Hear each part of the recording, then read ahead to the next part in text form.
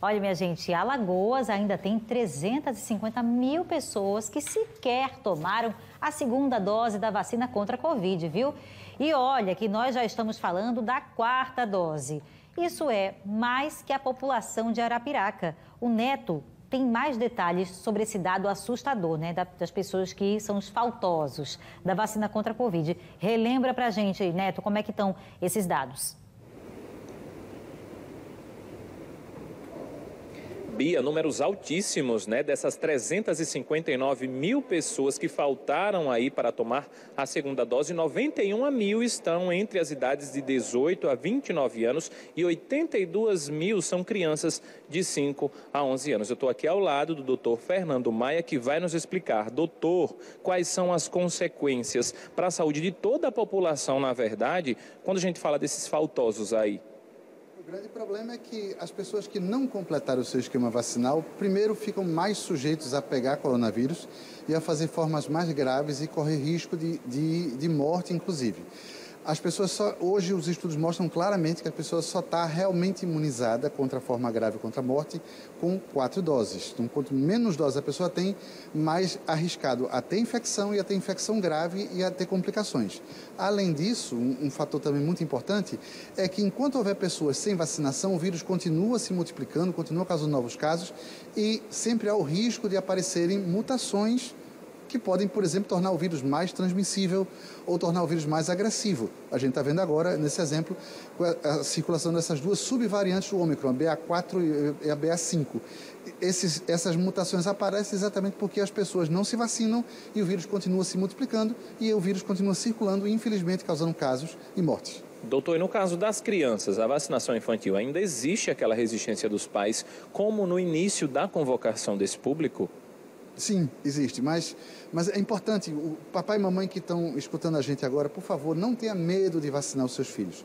A vacina é segura, a vacina é eficiente, a vacina evita formas graves. A gente tem visto os hospitais que atendem crianças estão com as internações cheias de crianças com Covid, as UTIs estão cheias de crianças com Covid, exatamente nessa faixa que ainda não foram vacinadas, no caso, os menores de 5 anos. Né?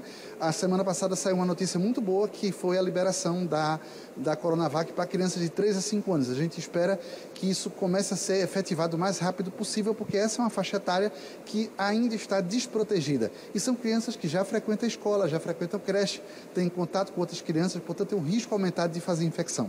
Então, por favor, não tenha medo. A vacina é segura, a vacina é eficiente, a vacina evita forma grave e evita morte. Certo? Isso é muito importante. A vacina é a melhor forma de a pessoa se tornar imune à doença sem precisar correr o risco de fazer forma grave, de morrer pela infecção natural. Doutor, o senhor acredita que a convocação via Serviço Público de Saúde, comunicação, principalmente no que se refere a esses esclarecimentos das possíveis contraindicações, já que tanta gente ficou com medo, o senhor acredita que essa comunicação pode surtir efeito, pode tocar aí essas 359 mil pessoas, na verdade, que ainda não tomaram a segunda? Eu espero que sim, eu espero que as pessoas ouçam esses apelos do Serviço Público que vão vacinar as crianças. O Brasil tem um Programa Nacional de Imunização chamado PNI, que é exemplo mundial. Né? A gente atingia níveis de vacinação exemplares para o mundo todo. Nós estamos perdendo essa característica, exatamente por causa dessas coisas. Não só para a Covid, para outras coisas também. Né?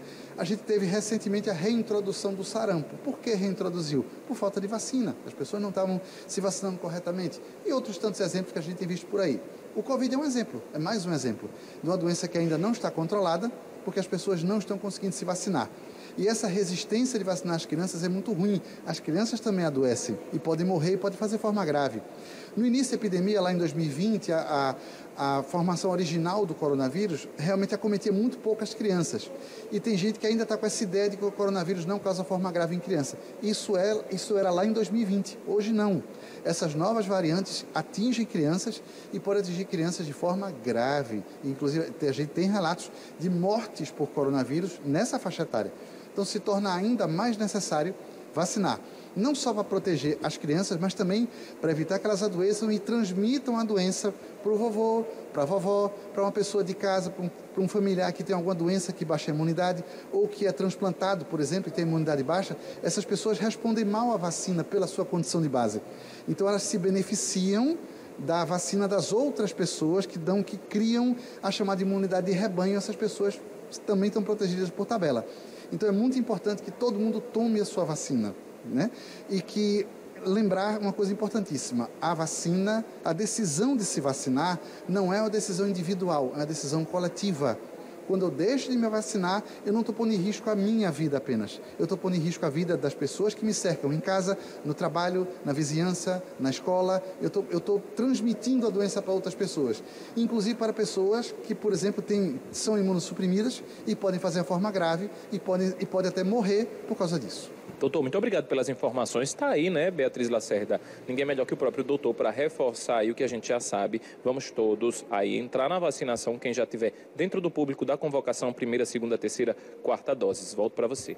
Pois é, Neto, mais claro e impossível. Eu agradeço aí ao infectologista, doutor Fernando Maia, que explicou direitinho o que a gente já está cansado de ouvir, mas algumas pessoas ainda não internalizaram isso, né? A importância do ato da vacinação, não só para você e a sua família, mas para toda a sociedade, né? Para que essas subvariantes não se reproduzam, não cheguem a tantas outras como a gente tem visto nos últimos meses. Já tem mais 2 aí, e perigosas. Tudo isso porque a população não se vacina como deveria, segundo o próprio médico. Obrigada, viu? Olha, 350 mil pessoas que não tomaram nem a segunda. É muita gente, né? Se você está com vergonha, que não foi tomar a sua segunda, né? Está com vergonha de chegar lá no posto, não tem vergonha não. Ninguém vai te julgar por isso, nem vai reclamar com você. Vai dar graças a Deus que você apareceu para tomar. Então, se você ainda não marcou, não agendou um dia na sua rotina aí, pare, pense direitinho, porque uma só não adianta. A gente já está falando da segunda dose de reforço, ou seja, a 4ª dose. Inclusive, essa semana eu vou tomar a minha. Eu estava esperando o meu grupo, né, a minha faixa etária. Eu já estou podendo tomar a 4ª dose e vou fazer isso essa semana. Vou aproveitar a tomada da influenza também, viu? Se liga que também pode tomar todo mundo, tá certo?